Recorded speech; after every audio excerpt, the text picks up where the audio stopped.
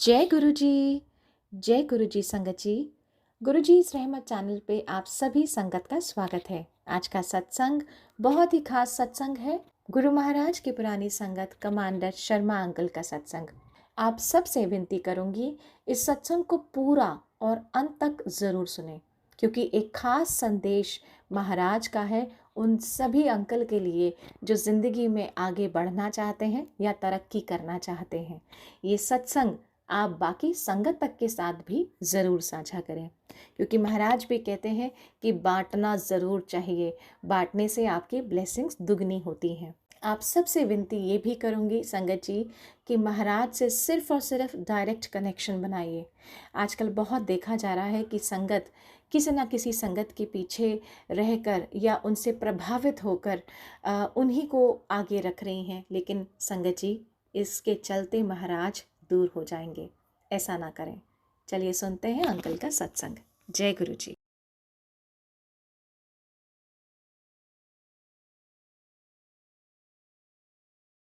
गुरु महाराज के दरबार में महाराज की संगत का स्वागत है। अब हम अपना सत्संग शुरू करते हैं। सत्संग बेसिकली सच का साथ, और सच गुरु महाराज से बड़ा कुछ है नहीं। तो जब गुरु महाराज के साथ में है, उनका गुणगान करते हैं, तो सत्संग होता है। मैं ये समझता हूँ कि गुरु महाराज के पास आदमी राजी खुशी आने को तैयार नहीं होता। ईश्वर से कब जुड़ते हैं? जब तकलीफ नहीं होती है। और जब तकलीफ होती है और जब उसका कोई इलाज नहीं बचता है, तब आप गुरु के पास आते हैं। हमारे साथ कुछ ऐसा ही हुआ था। मेरी बीच वाली बिटिया अस्थमा और एक्जिमा दोनों से परेशान थी, और हम लोगों ने करीब 12-13 साल उसका हर तरीके का इलाज करवाया था, लेकिन कुछ हुआ नहीं। एक स्टेज हुआ ही जिसमें वो अपना 11th का एग्जाम नहीं दे पाई, और हम लोग समझ नहीं पा रहे थे इसका क्या होगा। उस समय हमें महाराज का मैसेज मिला मेरी एक कलीग के थ्रू, जो मिनिस्ट्री डिफेंस में काम करते थे। उन्होंने मुझे बताया कि कमांडर एक गुरुजी हैं, और वो आपकी बेटी को ठीक कर देंगे। वो बहुत पावरफुल है। नॉर्मली आप इन चीजों में यकीन नहीं करते हैं, लेकिन आप अपनी बेटी के लिए तो कुछ भी करेंगे। और मैं तैयार हो गया, क्योंकि मुझे पता था कि अगर कहीं भी कुछ भी किया जा सकता है तो किया जाना चाहिए। मैंने उसे कहा कि आप मुझे ले चलो जहां भी आपने ले जाना है। उन्होंने कहा अगली बार जब मैं जाऊंगी तो आपको साथ लेकर जाऊंगी। उस रात मुझे एक सपना आया कि हम दोनों कहीं गए हैं, और जिस जगह गए हैं वहां पे दरवाजा खुलता है, वो अंदर चली जाती हैं, और मुझे फिजिकली रोक के गेट कीपर बोलते हैं आप अकेले आना, आप किसी के साथ मत आना। आज सोचता हूं तो ये मेरी पहली लर्निंग थी, जो उस समय समझ में नहीं आई, कि गुरु महाराज के पास आप अकेले जाते हैं। दिखावे के लिए मीडियम कोई भी बन जाए, लेकिन आपके और गुरु के बीच में कोई इन्वॉल्व नहीं रहता। मैंने अगले दिन उनको फोन किया और कहा कि भाई जहां भी आप ले जाने वाले थे, मुझे अकेले जाना होगा। और फिर मैं अपनी आंटी के साथ एम्पायर स्टेट के सामने से निकलते हुए इशारा करके बोला यहाँ एक गुरु है, वो मेरी बेटी को ठीक कर देंगे, बहुत पावरफुल हैं। लेकिन गुड़गांव शिफ्ट हो जाऊं तो जाता। 26 जनवरी 2001 को मैं गुड़गांव शिफ्ट हुआ। 18 फरवरी 2001 को मैं गुरु महाराज से मिलने के लिए शाम को घर से निकला। गेट पे पहुंचा तो उन्होंने बताया आज महाशिवरात्रि है, गुरु जी बड़े मंदिर में मिलेंगे। बड़ा मंदिर कहाँ है? तो एक कार जा रही थी, रेड लाइट थी उसके ऊपर, और मुझे बताया इसका पीछा करो, ये वहीं जा रहे हैं। गुरु महाराज को पहली बार देखा, पहला थॉट आया कि ये एम्पायर स्टेट वाले गुरुजी नहीं हो सकते, क्योंकि महाराज की अपीयरेंस गुरुओं वाली नहीं थी। हम लोगों का एक परसेप्शन है गुरु कैसा दिखना चाहिए, लेकिन वो वैसे नहीं दिख रहे थे। अलग बात है कि जो एटमॉस्फियर था वो बहुत डिवाइन था, एकदम दिव्यता से भरा हुआ। गुरु महाराज की ऑरा, उनकी ऊर्जा, उनकी फ्रेग्रेंस, उनकी दिव्यता चारों ओर फैली हुई थी। मुझे याद है, मैंने एक संगत जो मेरे सामने लाइन में लगे थे उनके कंधे पे हल्के से टैप किया और पूछा था, ये एम्पायर स्टेट वाले गुरुजी? तो उन्होंने मुझे धीरे से बोला, अंकल सही जगह आ गए हो, यहां से कहीं मत जाना। ये मेरा गुरु के दरबार में डिफाइनिंग मोमेंट था। ये दो लाइनें जब भी सत्संग करता हूं हमेशा दोहराता हूं। उस संगत से जो गुरुजी से अब जुड़े हैं, बाद में जुड़े हैं, आप सही जगह आ गए हो और यहां से कहीं जाने की जरूरत नहीं है। अगर यहां आपका कुछ नहीं हुआ ना, तो आपका कुछ नहीं हुआ। ये शिव भगवान का दरबार है जहां से कोई खाली हाथ नहीं जाता। दूसरा, एक आदेश मिला कि गुरु की आज्ञा के बिना घर मत जाना। आज्ञा कैसे मिलेगी पता नहीं, मैं किसी को जानता भी नहीं, लेकिन मिल जाएगी। और कुछ वैसा ही हुआ। जब तक आज्ञा मिली, जब तक घर पहुंचा, सुबह के 2:30 बज गए थे। खास बात यह थी कि जिस दिन से मैंने एम्पायर स्टेट के सामने से निकलते हुए कहा था यहाँ एक गुरु है, वो मेरी बेटी को ठीक कर देंगे, से जब तक मैं दरबार में पहुंचा उसकी स्किन करीब करीब ठीक हो चुकी थी। करीब करीब से मतलब है कि निशान बचे थे, और अभी तो हमने गुरुजी से कुछ बोला भी नहीं था। सच बात यह है कि महाराज से कुछ बोलने की जरूरत ही नहीं पड़ी। और दूसरी बात यह कि उन्होंने माइंड सेट ऐसा बनाया कि कुछ मांगना ना पड़े। बस हर सैटरडे दरबार में आना जाना शुरू हो गया। तो रूटीन बड़ा सिंपल था। 7:30 दरबार खुलता, आप वहां जाते। अगर आप लकी हैं और टाइम से पहुंचे तो गुरु महाराज आपको किचन के बराबर की कैबिनेट पे बैठे मिलते, स्पोर्ट शूज, ट्राउजर्स और हाफ स्लीव की टी शर्ट। कभी महाराज एम्पायर स्टेट में अंदर ही थोड़ी वॉक कर लेते थे, कभी बाहर से वॉक करके आते। थोड़ा इनफॉर्मल एटमॉस्फेयर रहता, आप वहीं गुरुजी के पास बैठ जाते और जो भी महाराज बात कर रहे हैं संगत से, आप वो सुन सकते थे। ये अपने आप में एक बहुत डिवाइन एक्सपीरियंस था। दिमाग तो ब्लैंक, सोचने समझने की किसी तरह की योग्यता नहीं बचती थी। आप बस केवल महाराज की तरफ देखते रहते और सुनते रहते। थोड़ी देर के बाद में महाराज तैयार होने जाते, अपनी डिवाइन रोब में आते वापस और आसन पे बैठते। हम लोग मत्था टेकते और जहां जहां जिसको जगह मिलती वहां बैठ जाते। चाहे प्रसाद सर्व हो, उसके बाद में हलवा प्रसाद का नंबर। हलवा प्रसाद और चाय प्रसाद के बाद जब महाराज हुक्म दें तो आपको लंगर मिलता, आप लंगर लेते और गुरु महाराज की जब आज्ञा होती आप चले जाते। आगे बढ़ने से पहले एक बात मैं बताऊं कि गुरु महाराज का साथ एक एडिक्शन की तरह का हो गया था। अब वहां से घर जाना नहीं चाहते थे कभी भी। इसलिए एक तरीके से कहूं तो आपको वहां से फोर्स किया जाता है, दिल्ली वाले घर चलो, गुड़गांव वाले जाओ, नोएडा वाले चले जाओ, या नाम से फलाने चले जाओ। तो जब तक आपका नाम ना बुलाया जाए, आप मानते ही नहीं थे कि ये जाने के लिए जिसे कहा जा रहा है उसमें मैं भी शामिल हूँ। एक दो बार ऐसा हुआ कि जब गुड़गांव वालों का जाने का नंबर आया, तो मैं बाहर जाके और थोड़ी स्मार्टनेस दिखा के वापस आने की कोशिश भी करता। और वो इस तरह से कि जैसे आप किचन की तरफ से अगर घुस के आ जाएं, तो महाराज के दरबार जहाँ आसन है और आप जहाँ खड़े उसके बीच में एक छोटा सा पिलर होता था। तो आप उस पिलर्स की शेडो में अगर खड़े हो जाएं तो आपको लगेगा गुरु जी को आप दिख नहीं रहे हैं, तो आप यहाँ चुपके से बैठ सकते हैं।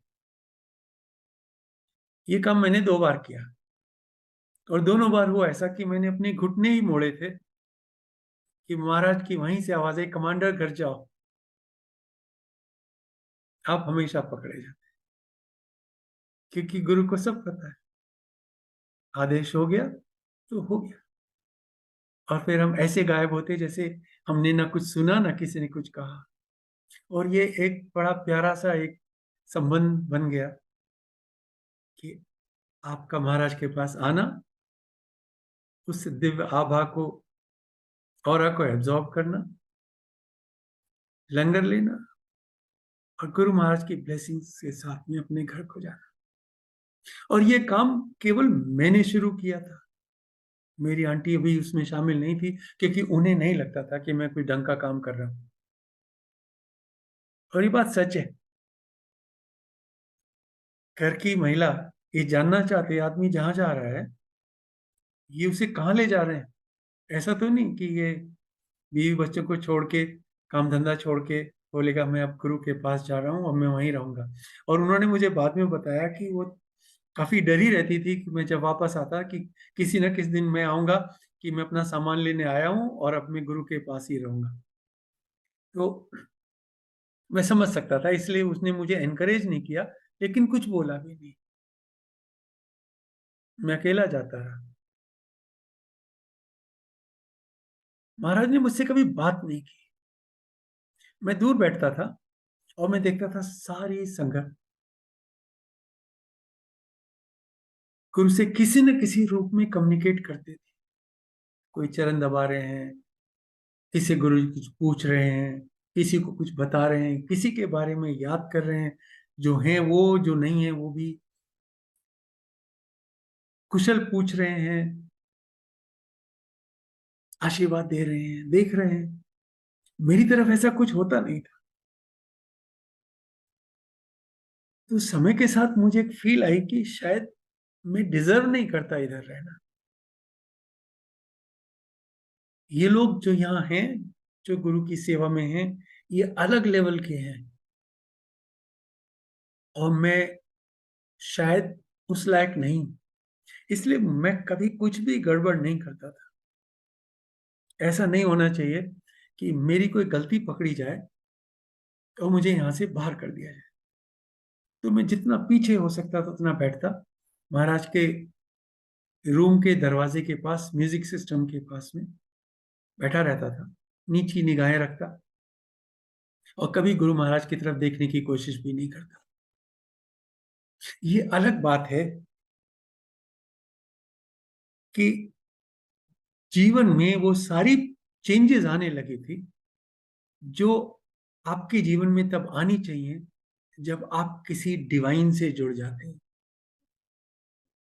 उसके लिए कहने सुनने की बात नहीं थी। परिवार की वो काम जो आपके अटके रहते हैं, अपने हिसाब से ठीक होने लगती।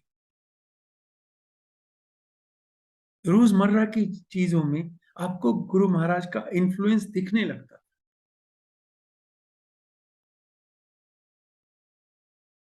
पर बात नहीं हुई, और मुझे लगता था गुरु महाराज मुझे पसंद नहीं करते हैं। 7-8 महीने बीत गए थे, जब मैं सब लाइन में लग के हलवा प्रसाद लेने के लिए महाराज के सामने घुटनों के बल झुका, सिर नीचे हाथ सामने। तो उस दिन हाथ में हलवा प्रसाद आया नहीं। मुझे बहुत विविडली याद है वो मोमेंट कि, और मैं लाइक फ्रोजन सा सामने हूं, ऊपर देख नहीं रहा हूं और हाथ सामने है। और 5-10 सेकंड भी बहुत लगते हैं, because use to be a very fraction of a second kind of affair. हिम्मत करके ऊपर देखा तो गुरु जी मुझे देख रहे थे, हाथ में हलवा। और जैसे ही मैंने ऊपर देखा, महाराज मुस्कुराए और पूछा, क्या नाम है तेरा?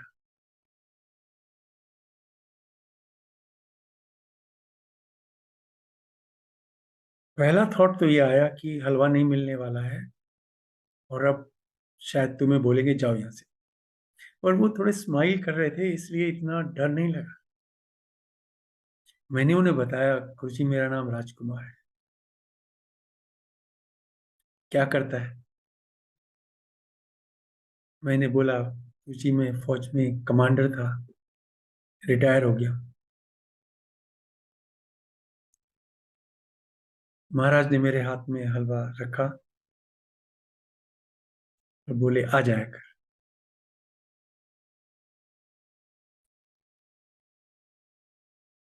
The magnitude of that blessing took a while to sink in. जैसे मैं खड़ा हुआ, एक तो गुरुजी ने पंजाबी में बोला तो अपने को आती नहीं थी, और मैं बाहर की तरफ जाने लगा तो एक संगत जो साइड में खड़ी थी, उन्होंने मुझे बोला, कमांडर कॉन्ग्रेचुलेशंस, आपका एडमिशन हो गया है। That was the day I became my गुरु संगत। और उस दिन मैं बहुत लाइट सा होके घर पहुंचा। मैं गुरु की संगत हूं, मुझे गुरु जी ने परमिशन दे दी है, मैं आ सकता हूं, अपने आप से बोला है। तो मैं घर गया उस दिन। मैंने बहुत दिनों के बाद पहली बार गुरु महाराज के बारे में अपनी आंटी को बताने की कोशिश की। She was an impressed. तो सब लोग कहा करते थे, गुरु जी कहा करते थे सबको कि अगर आंटी अकेली आए तो बोलती अंकल को साथ लेके आना, अंकल अकेले आए तो बोले आंटी को साथ लेके आना। ही लव द आइडिया कि हस्बैंड वाइफ को इकट्ठे ब्लेसिंग मिलनी चाहिए। ये ये एक बहुत इसेंशियल एस्पेक्ट। गुरु महाराज को आपको कपल के रूप में अपने सामने देखना ज्यादा अच्छा लगता है। बहुत सारी फैमिली वैल्यूज गुरु महाराज के चरणों में बैठ के आई, उनको लाइफ में इंप्लीमेंट किया तो जिंदगी स्वर्ग बन गई। और ये वो एस्पेक्ट था जो गुरु जी चाहते थे कि हम सीखें। लेकिन मैं सोचता था ये आएगी नहीं, और मैंने इसके सामने मुंह खोला और आंटी ने मेरा पत्ता काट देना कि तू भी कहीं नहीं जा रहा, बहुत हो गया। मैं क्या बोलता? तो मैं टोटल ना जाने से तो मैं अकेला ही चला जाऊं, वही काफी अच्छा था।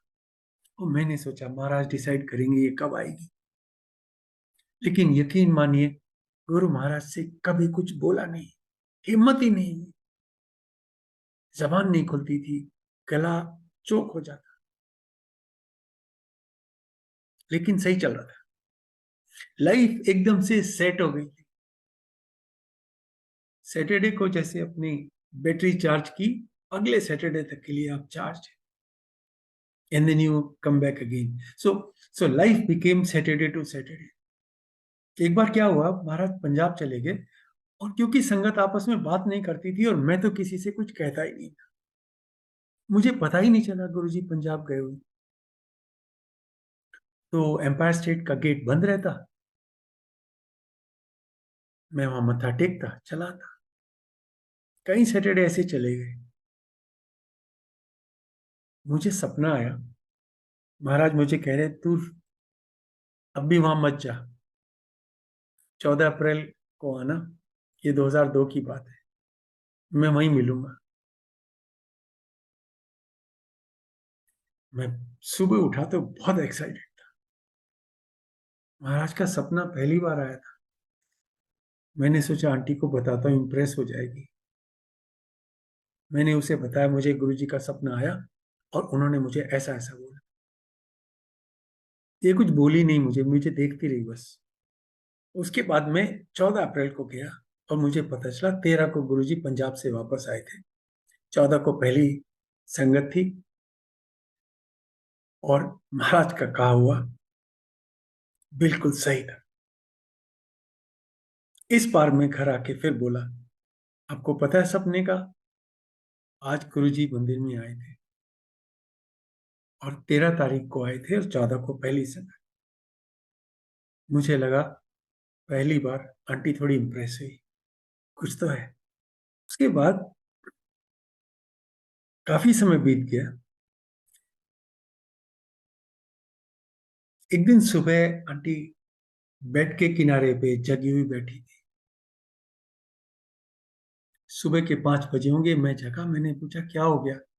तो बोली घर में चोर घुसा है और मैंने ढूंढा और मिला नहीं। मैंने कहा मुझे जगाना चाहिए था। अपनी आंटी स्पेशल है। घर में अगर चोर है तो सबसे पहले अपने हस्बैंड को छुपा दो, इस बेचारे को कुछ ना हो जाए। इसे मत बताओ, मैं खुद ही देख लूंगी। एनीवे, हम लोगों ने दोनों ने मिलकर घर में ढूंढा। सारे दरवाजे अंदर से बंद थे, कोई नहीं आ सकता था। House was locked from inside, every door was bolted. मैंने सोचा इसको कुछ तो नाइट मेरे टाइप कुछ हुआ होगा। और शी इंसिस्टेड, नहीं मैं जगी हुई थी। मैंने उसे पूछा अच्छा चल बता कैसा था चोर। मैं सोचा चलो इसको थोड़ा हल्का फील कराते, टाइम पास हो जाएगा। होता है। एंड शी स्टार्टेड डिस्क्राइबिंग मी। एक सुंदर सा गंजा सा आदमी था, बहुत गोरा था और बड़े रॉयल से कपड़े पहने थे और फ्रिज के सामने अपने हाथ सामने फोल्ड करके मुस्कुरा के सारे घर को देख रहा था। और ड्राइंग रूम में लाइट नहीं थी, पर यह समझ में नहीं आया कि उसके चारों तरफ रोशनी थी। उस जमाने में महाराज के स्वरूप नहीं मिलते थे। You could not just print it from anywhere. मेरा माथा ठनका। हो ना हो, इसने महाराज को देखा। And that was the first time after so many months held her hand, made her sit next to me on the bed, and I said, भगवान बैठ, अब मेरी बात सुन। आज घर में जो आए हैं वो कोई चोर नहीं है, वो मेरे गुरु महाराज हैं। और मैं सच बताऊं, तुझे बुलाने आए हैं क्योंकि आप वैसे आ नहीं रहे हो। ही just came to give you darshan और आप मेरे साथ चलो। एक प्रॉमिस है कि अगर ये वो नहीं है तो आपको दोबारा जाने को नहीं बोल। She agreed. नेक्स्ट सैटरडे हम दोनों गए। कहीं ना कहीं मुझे ये अंदाजा था कि अंकलों को ब्लेसिंग आंटी के थ्रू ही मिलती है, इसलिए मैंने सोचा इसको साथ ले चलता। हम दोनों पहुंचे। जैसे ही हम मुड़े, महाराज आसन पे थे। इसने गुरु महाराज की तरफ देखा, मेरे कान में धीरे से बोली, यही है, यही थे उस दिन। मैं कुछ बोला नहीं, मुझे तो अंदाजा था कि हमारे यहाँ गुरु महाराज आए थे। मत्था टेका। जैसे मैं पीछे जाके बैठने को तैयार हुआ, आंटी कहती मैं यहीं, हम यहीं क्यों नहीं बैठते सामने? अब महाराज 2-3 मीटर दूर, मैं क्या बोलता उससे? मैंने धीरे से कहा, अपन लोग के लिए पीछे की जगह ही ठीक है। जो लोग यहाँ बैठते हैं वो अलग तरफ के भक्त होते हैं, वो डिवोटीज होते हैं, अपन लोग ऐसे ही हैं, चल पीछे बैठेंगे। आंटी बोली नहीं, मैं तो आगे बैठू। या तो आ नहीं रही थी या पीछे नहीं बैठ रही। ठीक, मैंने धीरे से बोला, ठीक है आप यहाँ बैठो, मैं पीछे जाके बैठता हूँ। हर बार जब वो उन्हें देखे, गुरु उनकी तरफ देखें, गर्दन मोड़े देखें और फिर सामने देखने लगे। This happened a few times. उसके बाद यकीन मानिए पूरे हफ्ते आंटी सोई नहीं। Those eyes would just show up at night. Next Saturday we both went again and aunty ने मत्था टेका, कहती है पीछे ही बैठेंगे। I remember that moment. उसके बाद में कभी हम दोनों ने सामने आगे बैठने की कोशिश नहीं की, एक्सेप्ट जब महाराज ने हमें खुद अपने पास बैठा लिया। एक दो बार हुआ ऐसे, जब हम मत्था टेक के खड़े हुए और पीछे मुड़ने की कोशिश की, महाराज ने कहा इथे ही बैठ जा, और जगह नहीं भी थी तो जगह करवा के बैठा लिया। He knows. आंटी ने बाल कटवाए, बहुत छोटे हो गए तो किसी ने उसको पहचाना नहीं, तो मेरे कान में बोलती है गुरुजी भी नहीं पहचानेंगे तो आगे बैठूंगी। This was going to happen for the second time after so many months. मैंने कहा ठीक है, महाराज जाने तू जाने, मुझे बीच में मत डाल, बैठा। अब ये बाल कटवा के गुरु महाराज के सामने ऐसे बैठी 2 मीटर दूर, और उसके ख्याल ऐसा कुछ गुरुजी पहचानेंगे नहीं, ये वो नहीं है जो देखने की कोशिश कर रही थी, इसके तो बाल कटे हुए। मैं अपना पीछा जाके बैठ गया। गुरुजी ने आंटी को देखा, सिंगला अंकल की तरफ इशारा किया, बुलाया, उनके कान में कुछ बोला और अंकल आंटी के पास आए। बस सोचिए थोड़ा सा डिस्टेंस रहा होगा, सेकंड्स की बात थी, लेकिन आंटी डर गई, कुछ तो गड़बड़ हो गई है। अंकल ने कहा आंटी कॉन्ग्रेचुलेशंस, आपका तो डायरेक्ट कॉलेज में एडमिशन हो गया। और आंटी ने उनकी तरफ जैसे क्वेश्चन मार्क की तरह से देखा, क्या हो गया। बोले गुरुजी ने बोला है ये जो बॉब कट में बैठी से बता दे, ये कमांडर आंटी है, मैं जानता हूँ। वो एक पहला रियलाइजेशन था इस बात का कि हमारे दिमाग में जो चलता है वो महाराज जानते हैं। न केवल वो जानते हैं जो आप उन्हें बोलते हो, वो भी जानते हैं जो आप उन्हें सोचते हो। ये रियलाइजेशन थोड़ा स्केरी था, that he knows everything. But ज्यादा देर नहीं लगी इस यूज टू होने में कि महाराज अगर आपको वो अच्छा नहीं लगता जो हम सोचते हैं, तो आपके लिए इतनी बड़ी बात नहीं है, आप वैसे बना दीजिए कि हम वो सोचें जो आप चाहते हैं। जब कंट्रोल ही आपका हो गया तो भाई क्या हमारा सोचना और क्या हमारा करना। This was very reassuring thought. जब हम खुद गुरु महाराज के हैं तो न केवल हम, ये शरीर महाराज का है, ये आत्मा महाराज की है। हमारा हर एक action,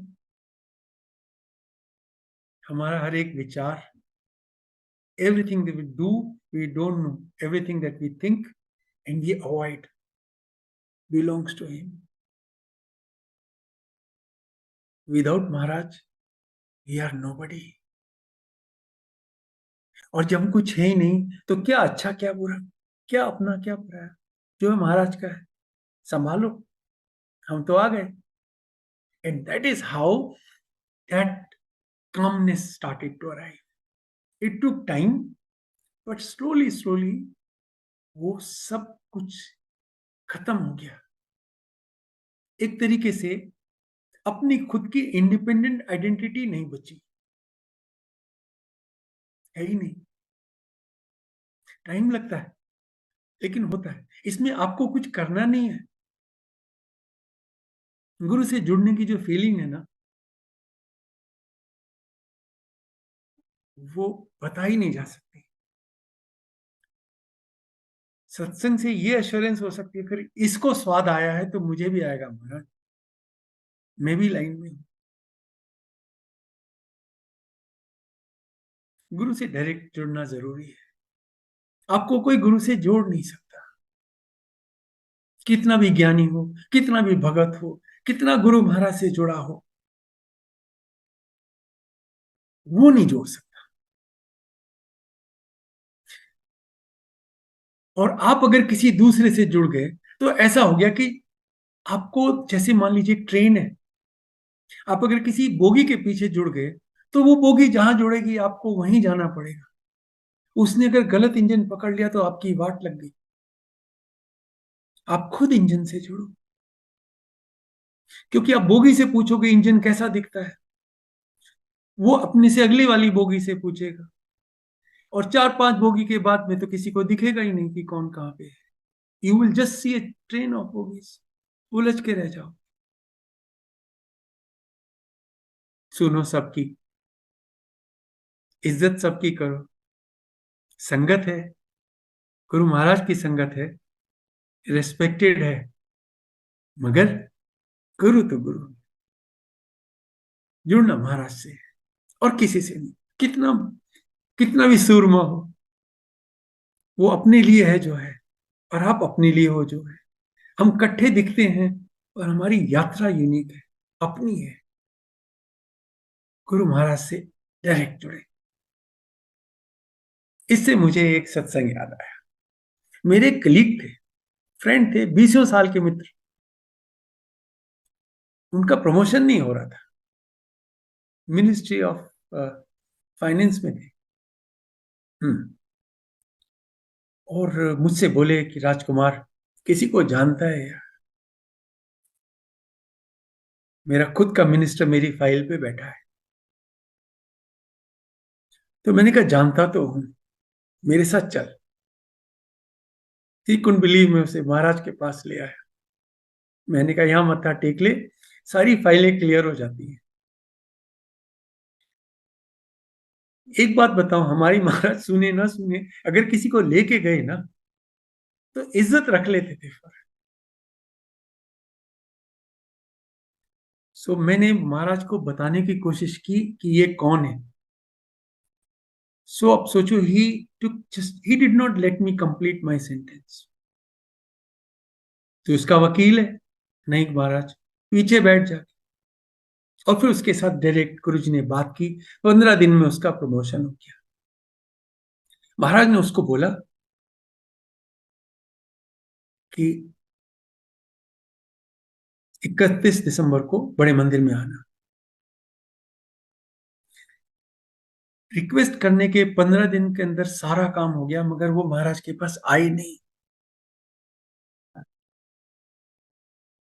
He had reasons not to come, just like you have reasons to come. काम हो गया, जुड़ाव नहीं। दोनों चीजें बड़ी अलग अलग हैं। इसलिए गुरु के पास जाने से काम हो जाए और आप गुरु से जुड़ जाए में थोड़ा फर्क है। ये भाई साहब नहीं आए और कभी नहीं आए उसके, और मैं समझ गया। काम कर दिया महाराज ने, भगत को डिसअपॉइंट नहीं किया, लेकिन उसको चलता किया। गुरु से जुड़े और गुरु के लिए प्यार नहीं आया, मतलब महाराज ने पत्ता काट दिया। Thank you so much. इसलिए कहता हूं महाराज से डायरेक्ट जुड़े। गुरु महाराज से जब हम ट्रेवल करते थे तो आशीर्वाद लेते, हमेशा आज्ञा लेके जाते। ये एक रूटीन था, और बहुत बढ़िया रूटीन, बिकॉज एक गुरु महाराज से बोलने की एक एक्सक्यूज हो जाती थी। अदरवाइज तो मत्था टेका, नीचे सिर के बाहर। और सडनली आपको गुरु से कुछ कहने के, जैसे ये एक ऑथराइज्ड कम्युनिकेशन है जो आप कर सकते हैं, ये अप्रूव्ड है, आपको डरने की जरूरत नहीं है। तो going outside the country for travel would bring its own pleasure of having this ability to communicate, courage to communicate with Maharaj. So, and Guruji खुश होते। He loved his sangat, having a good time, a good life, happy life. वैसे ही जैसे आपके बच्चे जब आपके पास आ कहते पापा मैं ये, पापा मैं वो, मैं पास हो गए, मेरे इतने नंबर आए, एंड सो ऑन। ये जस्ट थ्रिल, मेरे बच्चे कितना अच्छा कर रहे हैं। महाराज हमारे माई बाप है, माँ है, पिताजी हैं, घर के बड़े हैं, भगवान है लेकिन हमारे अपने बड़े हैं। ऐसे मौके पे जब मैं जा रहा था तो यूएस जा रहा था, गुरु महाराज से आज्ञा ली, महाराज आपके आशीर्वाद से अमेरिका जा रहा हूँ, आज्ञा दें प्लीज। आंटी पीछे खड़ी थी।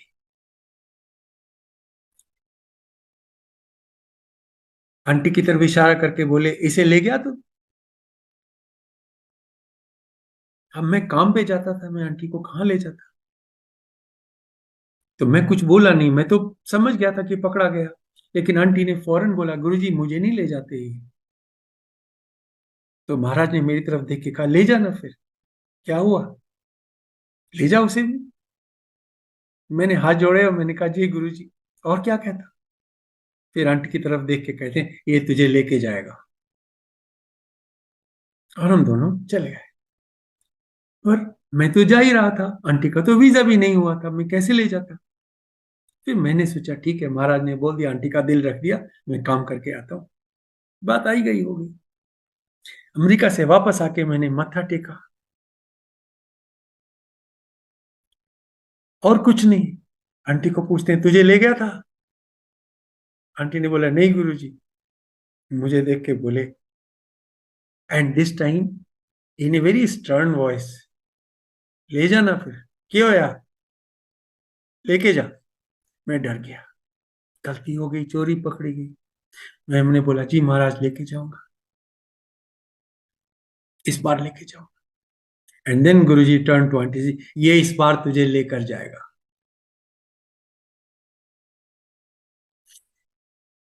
ये बात अर्ली 2007 की थी। मेरी जब अगली ट्रिप आई वो सितंबर 2007 हो गया था। महाराज चोला छोड़ चुके थे। जाने से पहले समाधि के सामने हाथ जोड़े मैंने, महाराज आंटी को लेके जा रहा, आज्ञा चाहिए। और फिर 4 दिन की ट्रिप थी, लेकिन मैंने कहा मुझे नहीं पता क्या है, मगर आप साथ जा रहे हो। हम बस गए और आए, और महाराज के सामने यही बोला कि महाराज आदेश का पालन हुआ। आंटी को अमेरिका लेके गया था। I could sense Maharaj was happy.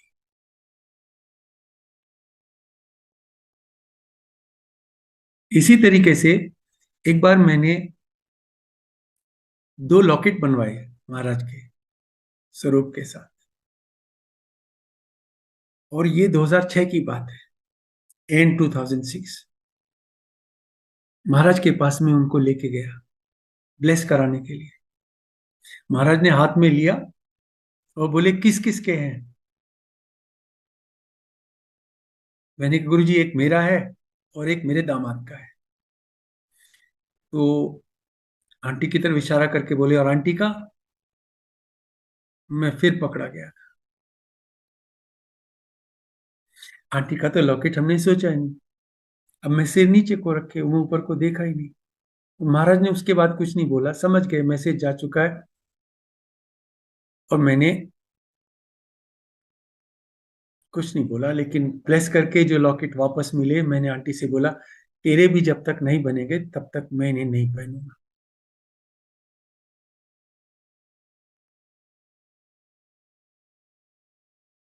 4 और बने, 3 बेटियों के, एक आंटी का। और फिर वो अप्रैल 2007 में महाराज के पास ब्लेस कराने के लिए ले गया। और मैंने महाराज से कहा, महाराज ये आंटी के हैं, बेटियों के और आंटी के। ही स्माइल्ड। महाराज कुछ भूलते नहीं, ब्लेस करके वापस दे दिया, हम सबने इकट्ठे पहने, आज तक पहनते हैं।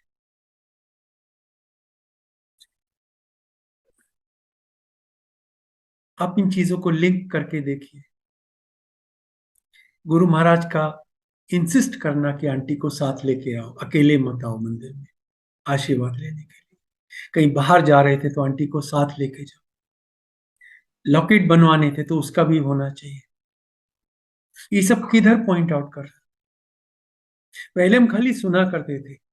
आपने शायद संस्कृत का वो श्लोक सुना होगा, यत्र नार्यस्तु पूज्यन्ते रमन्ते तत्र देवता। हमारे कॉन्टेक्स्ट में जिस घर में आंटियों का सम्मान होता है वहां गुरुजी रहते हैं। जहां नहीं होता है ना, वहां नहीं रहते। आपको गुरु की ब्लेसिंग चाहिए तो बहुत बाहर हाथ पैर मारने की जरूरत नहीं है। अपने घर में कलेश करने वाले अंकल को चपेड़ पड़नी है। तो मेरा तो बड़ा सिंपल सा हिसाब किताब है जी। अब मुझे जब गुरु महाराज को खुश करना होता है, ऐसे सोचता हूँ महाराज थोड़ा सा ध्यान रखो ये क्या हो रहा है, तो मैं और कुछ नहीं बोलता हूँ। मैं इसको बोलता हूँ भगवान चल घूमने चलते हैं, तुझे घुमा लाता हूँ कहीं पे।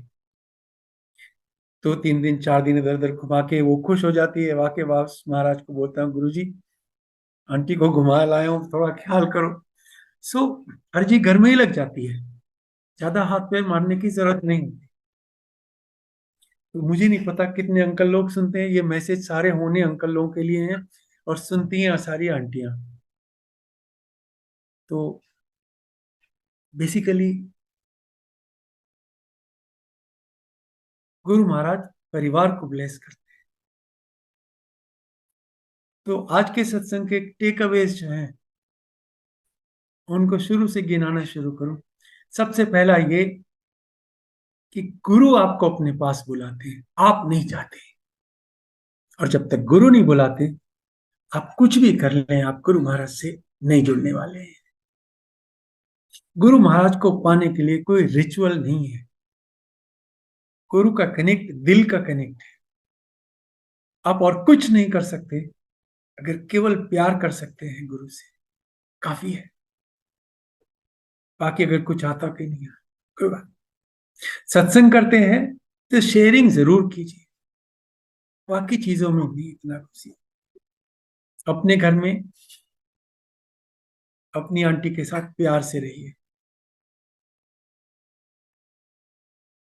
जैसे शिव जी महाराज शिव पुराण में अगर आप देखें तो जैसे वो माँ पार्वती के साथ एडजस्टमेंट करके रहते हैं ना, कुछ ज्यादा बोलते नहीं है, वैसे ही मांगने की जरूरत नहीं है। ही नोस, बिन बोलिया सब कुछ जानता। आपके मन में क्या चल रहा है वो जानते हैं, तो आपको उन्हें अपनी बात बताने की जरूरत नहीं। इसलिए गुरु से मांगने की जरूरत नहीं। आपके लिए जो सही है अपने आप से महाराज ख्याल रखेंगे।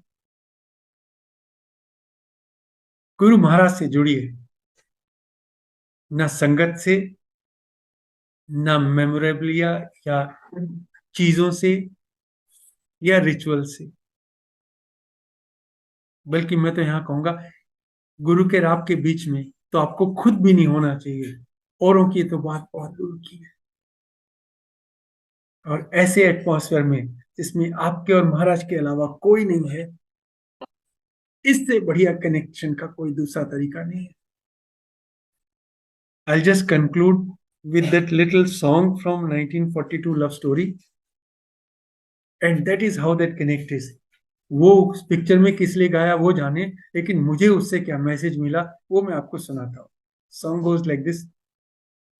कुछ ना कहो, कुछ भी ना कहो, क्या कहना है, क्या सुनना है, तुमको पता है, मुझको पता है, समय का ये पल थम सा गया है, और इस पल में कोई नहीं है, बस एक मैं हूं, बस एक तुम।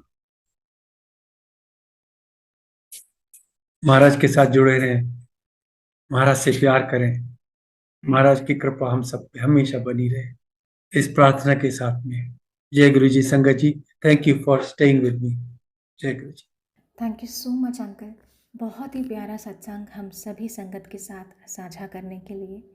शुक्राना है गुरु महाराज का, जो हर दिन हर पल हर क्षण अपनी ना जाने कितनी ही संगतों का कल्याण करते आ रहे हैं।